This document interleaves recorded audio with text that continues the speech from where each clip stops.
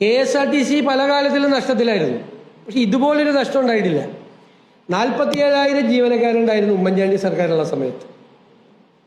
അന്ന് ഇതിൻ്റെ 1/4 തുക കൊടുക്കേണ്ട സ്റ്റേറ്റ് ഗവൺമെൻറ് സഹായിക്കാൻ 5,000 ഷെഡ്യൂൾ ഉണ്ടായിരുന്നു അന്ന്. ഇപ്പം 3,000 താഴെ ഷെഡ്യൂളും 22,000 ജീവനക്കാരേ ഉള്ളൂ. അന്ന് കൊടുത്ത സർക്കാർ കൊടുത്ത സഹായത്തിൻ്റെ 5 ഇരട്ടിയാണ്, 4 ഇരട്ടി 5 ഇരട്ടിയാണ് ഇപ്പോൾ സ്റ്റേറ്റ് കൊടുക്കുന്നത്. അതെന്താ അങ്ങനെ പറ്റിയത്? 5,000 ബസ്സാണ് 2011 ഉണ്ടായിരുന്നത്. അതിൻ്റെ അകത്ത് പിന്നെ 47,000 ജീവനക്കാർ 2011 ഉണ്ടായിരുന്നു. ഇന്ന് 3,000 ബസ്സേ ഉള്ളൂ, 3,000 ഷെഡ്യൂളേ ഉള്ളൂ. മറ്റേ പണ്ട് 2020 5,000 ഷെഡ്യൂൾ ഉണ്ടായിരുന്നു. 22,000 ജീവനക്കാരുണ്ട്. പിന്നെ എങ്ങനെയാണ് ഇത്ര നഷ്ടം വരുന്നതെന്നാണല്ലോ ചോദ്യം. പിന്നെ ഇത്രയും നഷ്ടം എന്തിനാണ് പൈസ കൊടുക്കുന്നതെന്ന്?